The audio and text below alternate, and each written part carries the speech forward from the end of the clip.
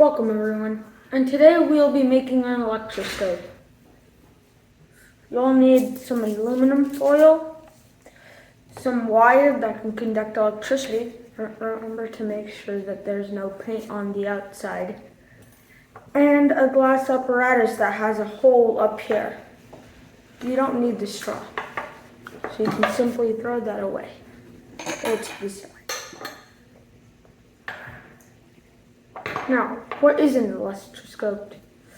Well, the German physicist Wilhelm Conrad Roentgen discovered X-rays while experimenting with a glass vacuum in 1895. He covered the tube with black paper and passed an electric current through the tube. A dark image appeared on a photographic plate nearby. Roentgen assumed that unknown invisible rays were coming from the vacuum tube and darkening his photographic plates. The rays passed easily through the paper covering the tube. What other materials could they penetrate? Roentgen tried to block X-rays and found that some materials worked and some did not. The bones of the human hand blocked the rays, but the soft parts or flesh of a hand did not. He found that he could photograph the bone structure of his wife's hand with the rays. This, at the end, it'll look something like this. How do I explain this? To start building this, you will need to use your aluminum foil and cut out something like this. See? 2 tiny leaves like this. And remember to make sure there's a tiny spot right here. I'll tell you why. Bend this into a fishhook shape. And then put this inside of here, like this. This with this combined right here. These together really carefully will make the electroscope-ish. You'll also need a glue gun. Remember to ask a parent for this step.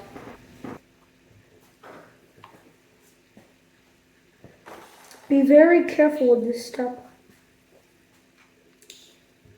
Remember, if you're a little kid, ask an adult for help, okay? Never do this alone.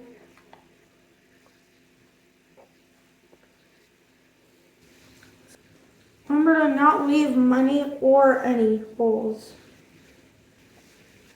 So wait for it to cool down about 2 or 3 minutes. Now, if you're ready, if your glue is now dry, you want to cut about this part right here, and you want to leave about the size of your thumb, probably like this big, you know? So cut right there with some pliers or something. And now the next step is cover this in aluminum. First, make a pretty decent aluminum ball. Stick that in there and continue balling. The next step is, Morton salt. You want to pour in some salt and measure how much you actually want, and then bake it in an oven like that one, or like any oven, at 350 degrees for probably about 20 minutes. Okay? Once that's done, you put it in here, and you'll be ready. So, okay. You put your salt that you heated in the oven in here. See? Put it on a little, and that'll absorb moisture. Okay? And now it's ready. See?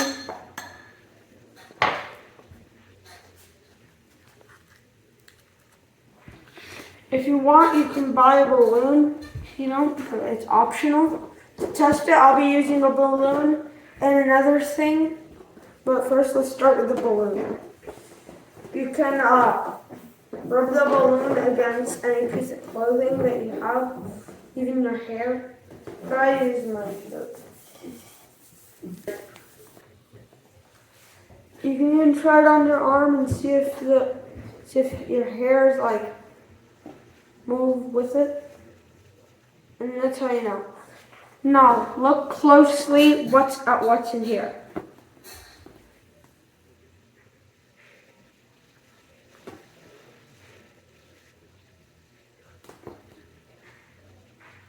See how that moves?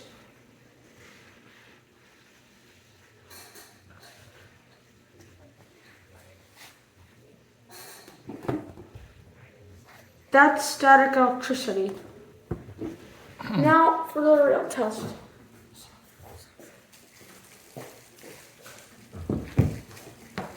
As a matter of fact, I myself have this uranium ore right here.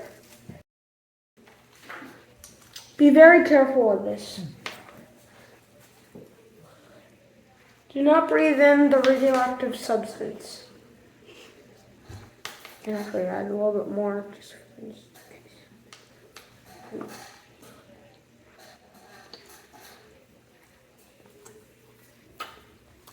I'm going to carefully, very carefully, add this slowly into here.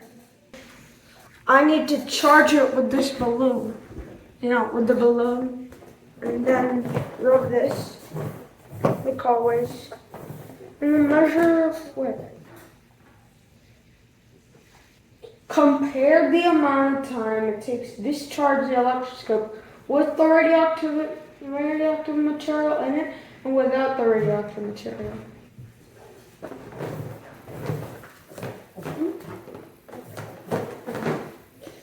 Let's see if this works and if it'll charge it.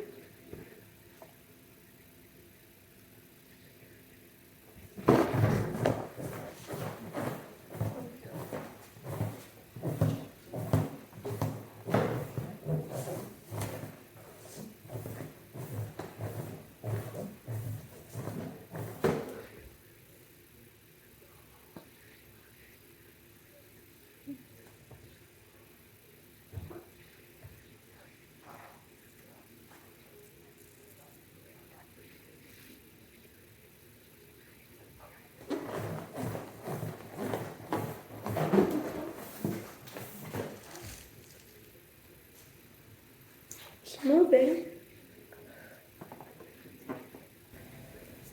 Basically, I think I know what happens.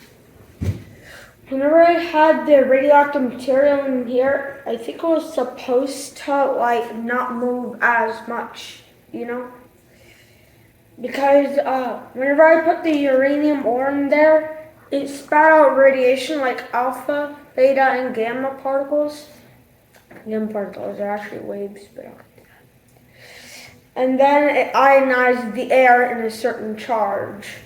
The ones that were opposite to this one, basically, if it was charged in here positive and this was negative, then they would cancel out and it wouldn't move as much because barely any charge in here. So whenever there was no